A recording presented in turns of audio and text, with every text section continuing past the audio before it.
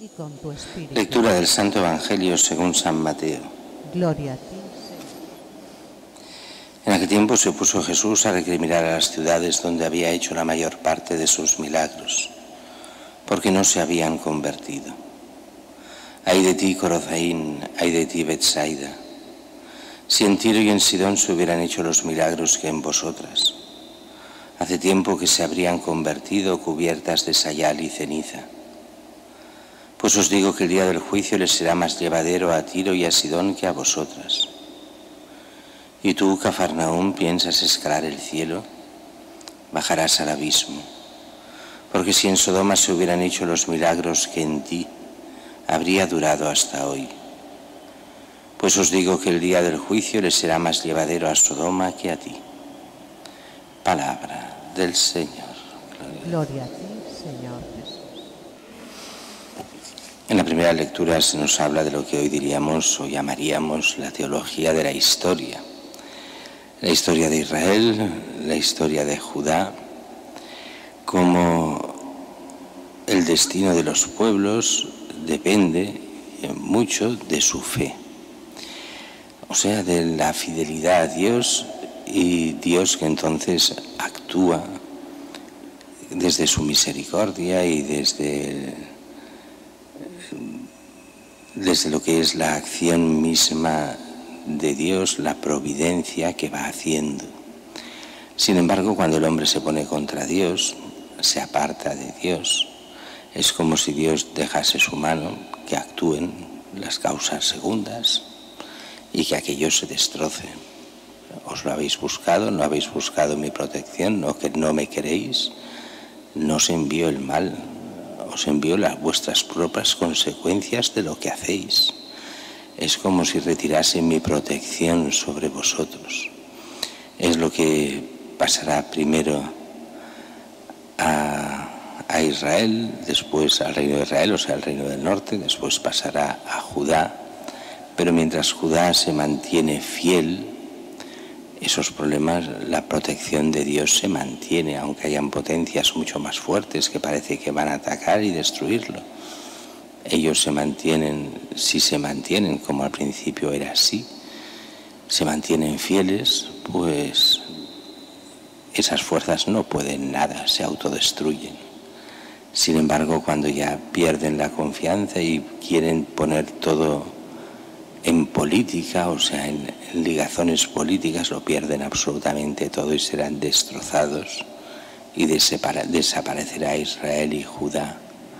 Y ahí tendremos, algunos años después de estos textos, tendremos lo que será el exilio y la deportación a Babilonia, y aquellos 70 años donde no existió nada de Israel ni de Judá. Mientras que el Evangelio de hoy es un Evangelio raro. Jesús que se queja. Y se queja, dice aquí, se pone a recriminar a las ciudades donde había hecho la mayor parte de sus milagros porque no se habían convertido. Realmente esto es una acusación grave también contra nosotros, porque aquí en nuestro país se han hecho muchos milagros. Ha sido zona donde Cristo ha actuado y mucho, y donde se le ha abandonado. Y entonces se empieza a decir, ay de ti, Corozaín, ay de ti, Betsaida. Si en Tiro y en Sidón se hubieran hecho los milagros que en vosotras, hace tiempo que se habrían convertido, cubiertas de sayal y ceniza. Pues yo os digo que el día del juicio les será más llevadero a Tiro y a Sidón que a vosotros, a vosotras. Tiro y Sidón, las ciudades fenicias por excelencia, ciudades paganas, aunque habían judíos, pero eran ciudades paganas en principio. Y ya esas serán mejor tratadas que las ciudades de Israel. Bueno.